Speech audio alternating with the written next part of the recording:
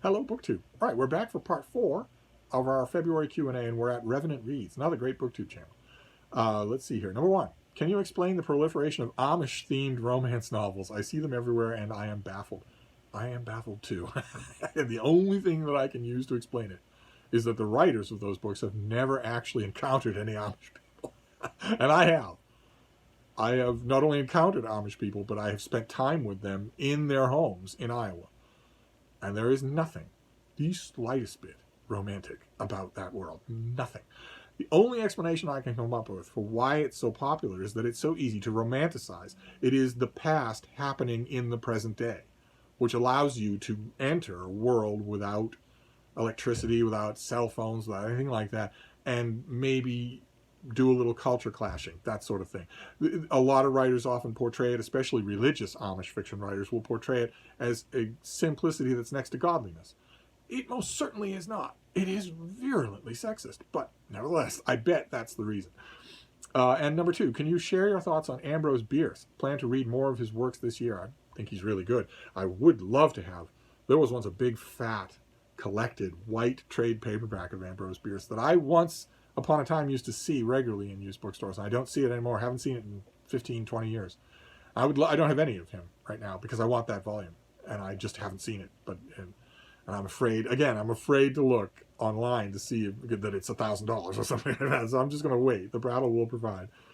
Anna on the shelf says, number 1, since you like Vikings so much, do you like the Viking series on the History Channel? Yes, very much so. Oh, what a job they did. Especially wanted to know your thoughts on the portrait of Ivar the Boneless. I thought it was all great. I don't think they put a foot wrong in the whole series. Do you recommend the book Jubilee by Margaret Walker? I think it's one of her weaker books. I might be wrong about that, or you might think differently, but it didn't please me as much as a lot of other stuff did. And finally, how are you and the bean today? We are both fine. We are both just fine. We went on a walk earlier today, and we encountered a goopy, gangly puppy who was flopping all over the place, and he was overjoyed to see Frida, and that is ordinarily the kiss of death. That is floppy puppies. She never was one, and she can't tolerate them. She's not aggressive, but she yells at them until they sit still. And she didn't do that with this dog. And while they were just sort of nosing each other and having fun, just being around each other, they weren't playing. She doesn't play. Even when she isn't yelling at people, she doesn't play. But it was a friendly encounter. I was so pleased. And while that was happening, a third dog was walked up. And she got along with that dog, too. It was wonderful. So we're fine. Let's see here. Jim's Books, Reading, and Stuff says, Charles Dickens or Leo Tolstoy? For me, it's Tolstoy. I know there isn't a definitive answer. I would like to hear your take on these authors. It hasn't happened for me yet with Dickens. I am only 28, so it could still happen, but it has happened with Tolstoy. That thing, when you get an author and you love them. That has never happened with Dickens. I assume that it will. I am not blaming Dickens. I'm assuming that it will happen somewhere down the line. It just hasn't happened yet. Matt Crash says, number 1, what are your thoughts about the works of Truman Capote? I like him. What are your thoughts on the deplatforming of figures such as Donald Trump or Alex Jones? For myself, personally, I applaud such actions of taking away the ability of fascist demagogues to poison minds and incite violence, but some people say that such actions give too much power to social media companies. I'm interested to hear your take. Yeah, it's a complicated subject. It was rendered infinitely more complicated when a sitting U.S. president was deplatformed by Twitter. That made it infinitely more complicated, and my only comeback to that is that the sitting U.S. president who was deplatformed because he incited a violent insurrection to overthrow the United States government and install himself as an unelected dictator. And if you're going to deplatform somebody, that's the reason why you should. Alex Jones is a little bit more of a problem case. He was largely rendered toxic on social media because he said the Sandy Hook massacre didn't happen, that no one died, those children didn't have funerals, that it was all actors. That's a noxious thing to say, but he should still be allowed to say it. I think the reason he was deplatformed because of that is because a lot of his legion of followers were attacking the parents, the grieving parents. And that's all noxious, yes, but it's a complicated subject, and I agree with the point you raised, the point you mentioned here, that all this power is in the hands of private companies. That something about that seems even worse, although what would the alternative be? That all this power is in the hands of the state? I don't know. We're going to have to deal with it. We're going to have to figure out what public platforming is and isn't. And I just hope that the American experiment, participatory free society, I'm hoping that it lasts long enough so that we can figure it out. Because otherwise it's just going to get co-opted. If the Trump insurrection had worked, the first thing he would have done was ban his enemies from social media forever. It would just have been him and his bootlickers. The way social media would have been in Nazi Germany. And we came awful close. We came awful close here in America to having the Speaker of the House and other senators just dead on the evening news. Just their bodies being dragged across the rotunda. We came a whisker away from that happening. And since no one involved who organized that or caused it to happen is being held accountable, it will happen again, and it could succeed next time. So we might not have the chance to get platforming under control. And then, let's see here. Will you ever do a Zoom chat with Jen from Insert Literary Upon here? I'd love to. I'd love to. Communicating with these busy young zillennials is difficult. They have such busy schedules, but I keep trying. I keep trying. She's on the list. She and Olive and Britta are some of the most requested people. DDB says, due to the volume of books you read and as you are a professional reviewer, I'm curious to know how you keep track of all your books. When they have to be read by, reviewed by, etc. Do you keep a diary, electronic or otherwise, a spreadsheet, or just from memory? This could be a video on its own if you feel it deserves it. And how is my space nonfiction starter kit coming along? I will keep lobbying for it. It would have to be exaggerated after Perseverance landed on Mars, now wouldn't it? But in terms of keeping track of books, I know I should do a more systematic approach than I do. I had a spreadsheet for a long time that was made by a friend of mine who tried to make it very, very simple, and it was simple, but I never consulted it. I mostly do this thing raggedly by memory and by shelf organization the way I did 30, 50 years ago. So I haven't made it any more systematic than that. My only defense is that nothing has fallen through the cracks, so it must work, but it's not very good.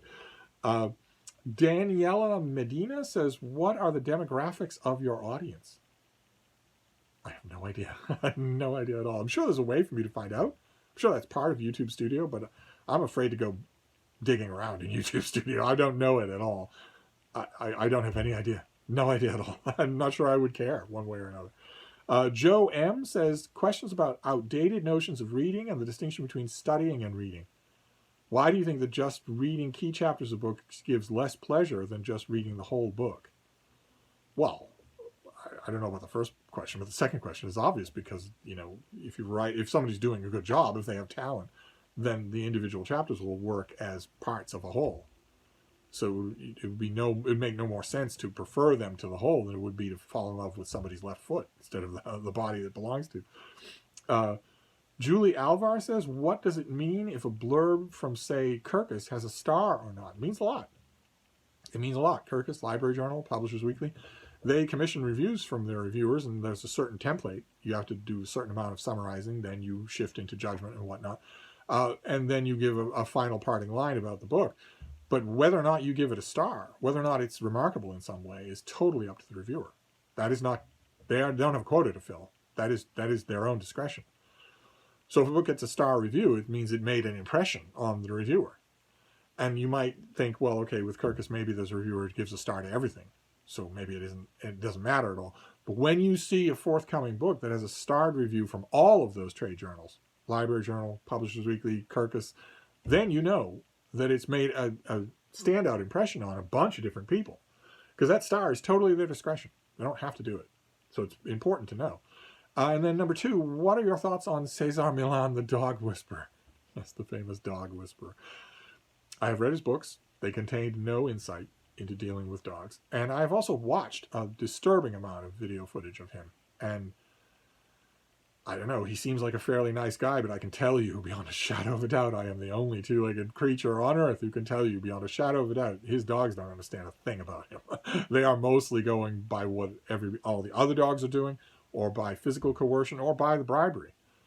There's been a large amount of film footage that I've watched of him where he's talking about eye contact and being the dominant member in the pack and whatnot. And the dog is saying, when do I get my treat? Which means that the dog is being treated that way on camera, and then as soon as the camera stops, they're going to be bribed with food, which means the video is a lie if it's not saying that, and they don't say that. So I don't know what to think about him. I think he's given people a lot of bad advice about dogs over the years. Rainbow Sky Gay and Proud says, my first question is, what advice would you give to established gay writers, and what advice would you give to beginning gay writers? What advice would you give to both? Well, I would, the main piece of advice would be not to jump on bandwagons. Would be number one. Just because a successful gay writer is doing something doesn't mean you should do it. But follow your own impulse. The only thing is, I worry that any of them have it. Your own genius, the beat of your own drum, is the first thing that's going to get ripped out of you if you're going to workshops for 20 years. Second question, I remember you wishing that Eudora Welty and John Cheever and Mark Twain were more read. Why is that? Why do you want them to be more read? Can you talk about why you love them? There's no punctuation in any of this, so it's difficult to know when to stop. I love them because they're great. They speak directly to the reader, especially Cheever's stories are amazing. Eudora Welty, there's no more honest writer in the world. Mark Twain, I don't think needs any help, but because he is still read for school and for pleasure. Question 3, you talked about how magical realism has a lot of sins that what are they? What are the sins of magical realism? It gives the writer an out. It can be done really well, but it gives the writer an out so that anything they think up that day, they can just incorporate into their text instead of rewriting it. It gives the writer an out so that at the end of their work session that day, they can look back on what they've done and they don't have to assess whether or not it was good work. They don't have to decide how much of it they're going to keep and how much of it they're going to revise, because magical realism means it could all be good. It isn't. It never is. But magical realism, if anything can happen and anything is permissible, then you have an out, and that's not healthy for an author. Last question, do you know any gay fantasy short story writers? Whether or not they are gay, I have no idea. But gay shorts, where the stories have gay material in it, I don't think I know any. Catherine Lockhart, how are we doing for time? We're fine. Catherine Lockhart says, number 1, any tips on how to stop sub-vocalization? I'm having a hard time with it. Yeah, well, the hard time with it is because you've been doing sub-vocalizing for your whole life, and the tip is just to keep at it. You are counteracting a lifelong habit. That's going to take some time and patience. Number 2, any thoughts on Erik Larson? I like his books. I've reviewed a few of them. Number 3, I want to start collecting more classics, and I'm a very aesthetic person. Do you have a favorite collection? Well, mine are penguins, but they're nothing aesthetic to write home about. They're certainly not going for that. Penguin cloth-covered collection, yeah, those are much prettier. But penguin drop caps, etc. Yeah, the prettier penguin collections might be more along those lines. Of course, if money's no object, you want to go with something like the Folio Society. Those are the most beautiful books in the world. Certainly, as aesthetics go, they'll cost you a lot, but they'll be worth it. And a lot of them probably can be found secondhand online, although you want to be very careful about what shape they're in. And also, I might give a little nod here to the Barnes & Noble leather-bound collections that are beautiful. And that's now huge. That collection is now huge. It extends to a large number of different types of writers and kinds of writing.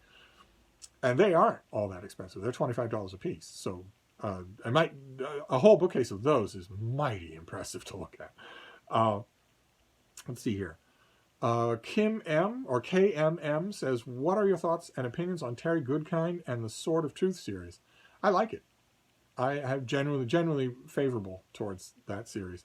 Went on a little too long, but they all do. So he seems to be very unpopular on most of BookTube, and especially on those channels that specialize in the fantasy genre. Yeah, but I think that might have to do with, I don't think it has anything to do with his books. I think the reason why he's unpopular is for the kind of censorship virtue signaling that we have allowed to become endemic in the 21st century. I don't think it has anything to do with his books. I think a lot of the people who criticize him on social media and on Goodreads have never read his books. Just poisonous. Let's see here. Georg Schumacher says, since I pick up so many of your recommendations on American history, can you recommend a historical atlas of the U.S. or North America?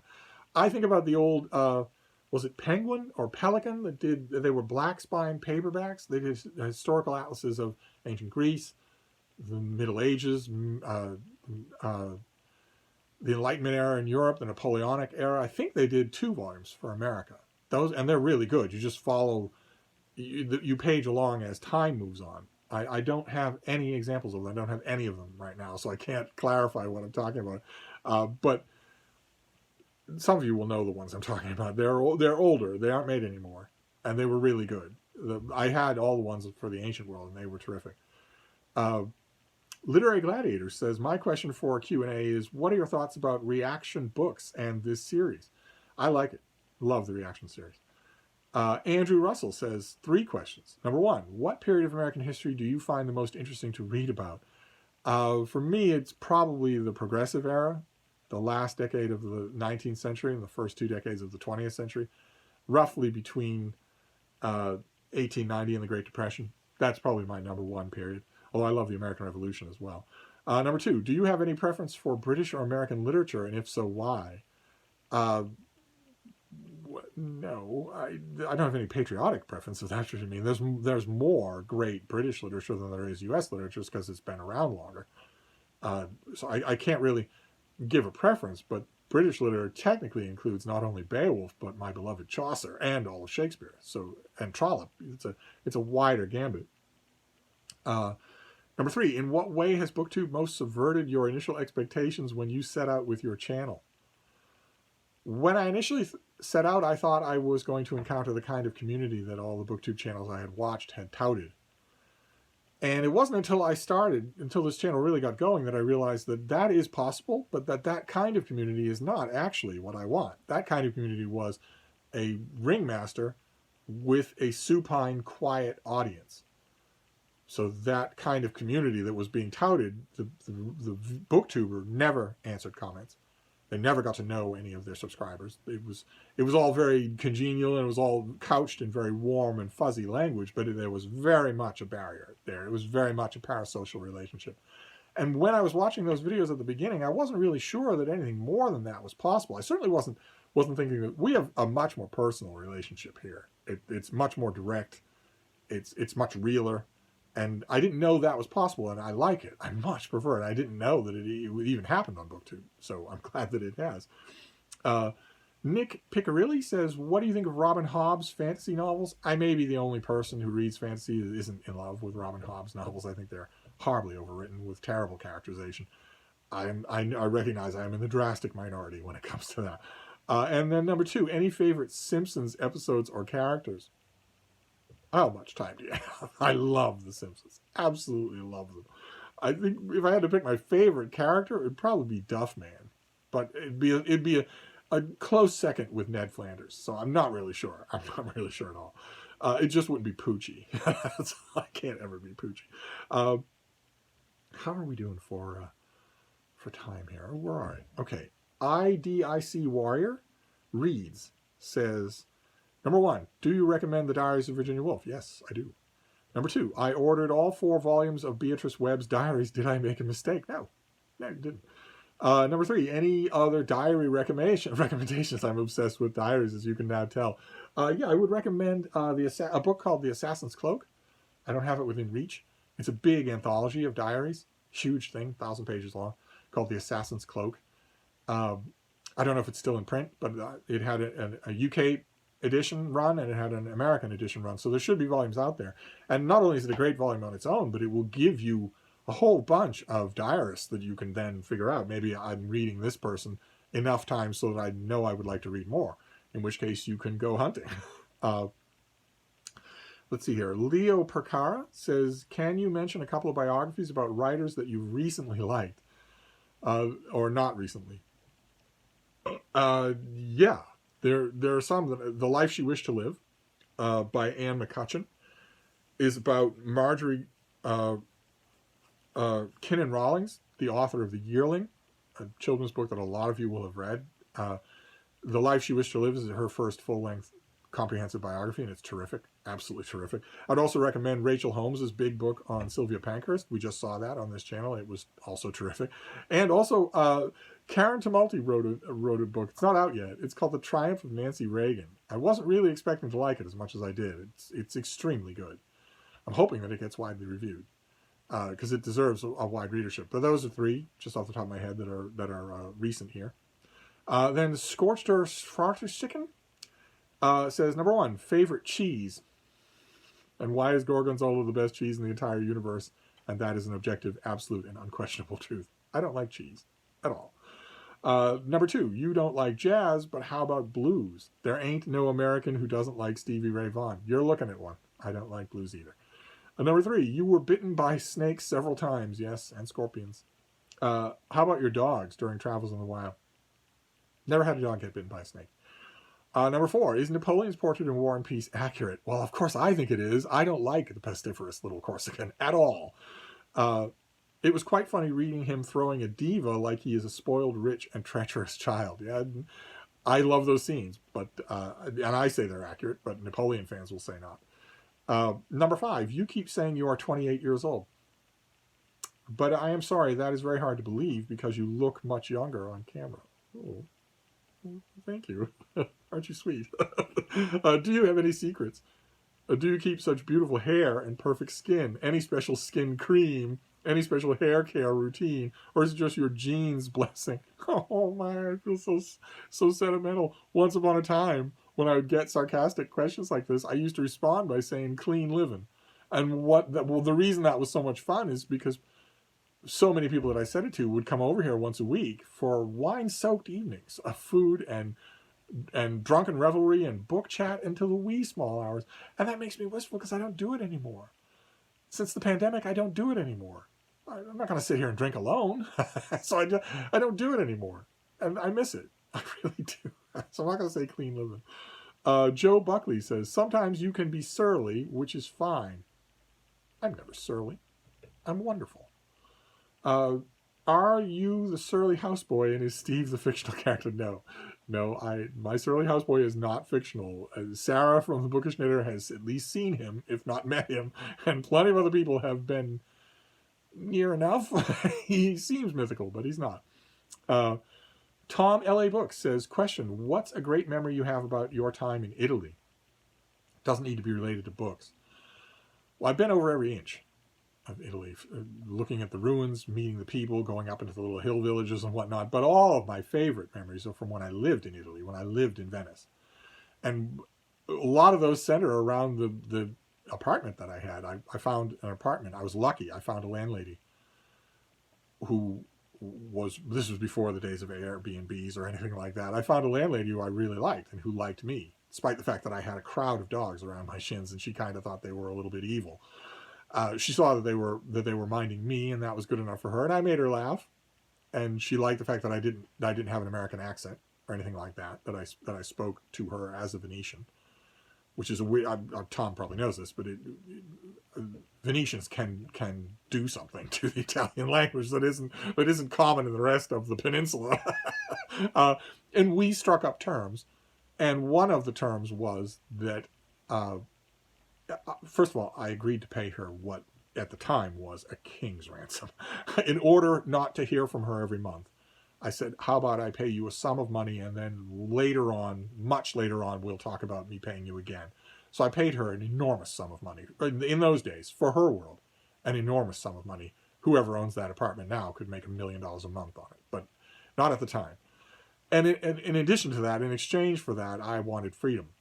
And one of the freedoms was to indulge in the habit that I had wherever I traveled, which was to add local stray dogs to my retinue. So not just my boys, but local stray dogs, where I would say to them, for the time that I am here, you can have all the food that you want. You can sleep indoors in warmth and comfort on a bed with me. The only bar to that is that I am going to bathe you. We'll do that, and then you can have the life that you deserve, the life that all dogs deserve and that you don't get. You can have that for the time that I'm here. I can't take you with me. I can't save them all. But for the time that I'm here, no matter how long or short it is, you can have that. And I wanted her to put up with that, and she did. And all of my memories, all of the best memories of Venice come. I know this is a horrible crime to Tintoretto and Caravaggio and all that, but even so, all of my fondest memories of Venice are of watching those dogs suddenly realize what this was like. That laying on a 300-year-old bed in the wavy Venetian sunlight with the bed covered with dogs was wonderful. It was always wonderful. Colin Rafferty says, what do you think of J.K. Rowling's crime fiction Cormorant Strike series? I like it. I liked it originally, and then I saw Juan at Just One Reader read a couple of them and talked about them a bit on his channel, and that sent me back to them. One of you was kind enough to send me all the ebooks. That sent me back to a couple of the later ones, and I like them quite a bit. I think she's doing stuff in those novels that she's not given credit for. Not given credit for anything now, but you know what I mean. Tyler Curtis says, how do you think the shift from paper records to electronic records will affect how biographies will be written? Will writing biographies become more or less difficult? It will become not only more difficult, but impossible. To do biographies the way we understand them will become impossible, because there won't be any records. People, I don't have the emails that I wrote 20 years ago. Do you? I bet you don't. Most writers don't have them, and a lot of important stuff was done via there that would otherwise have been done via letter that people would have kept. So researching that kind of thing is going to be impossible. It's unless the writer has an online presence on something like Twitter or Facebook, but that's staged. That's a lot faker than the correspondence that you used to be able to unearth in someone's personal records. I don't know how it's going to happen. We shall see. Oh, how are we doing for time here? Let's do a couple more. The History Shelf, another great booktube channel. My question is, who is your surly houseboy? Well, that is a question. Philosophers have pondered that question for quite some time now. Who is he? Who is he? He's very helpful, but also very surly.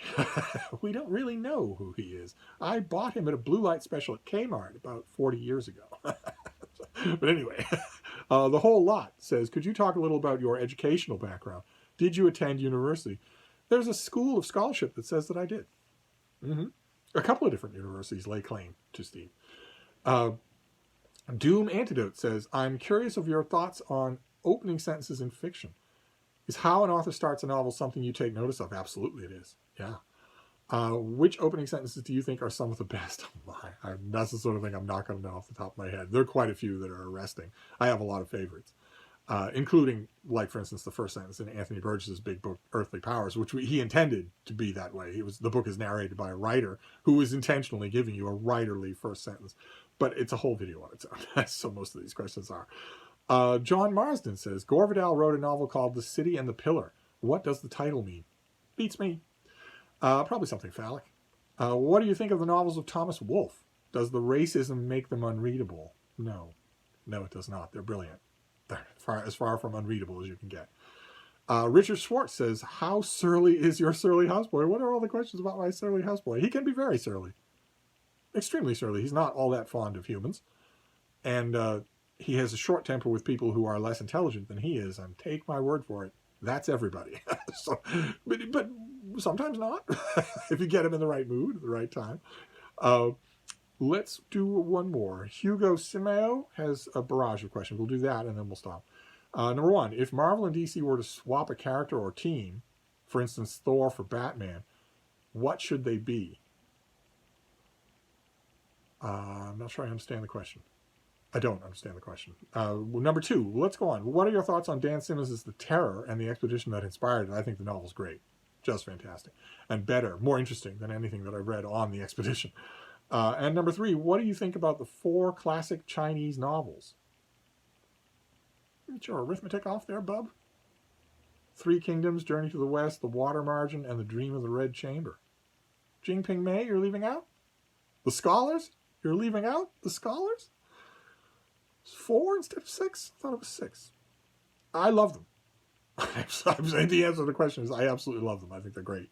I would like more translations of all of them. I don't know why that's not a going thing, but I'll take what I can get. And then Bruce Fuqua says, what is your opinion of the Yale Jewish Lives volume on Stan Lee? I liked it. It was a Wikipedia entry. It didn't have the insight that I was looking for, but I liked it. Let's stop and we'll come back for, is this part 5? It's part 5. We're coming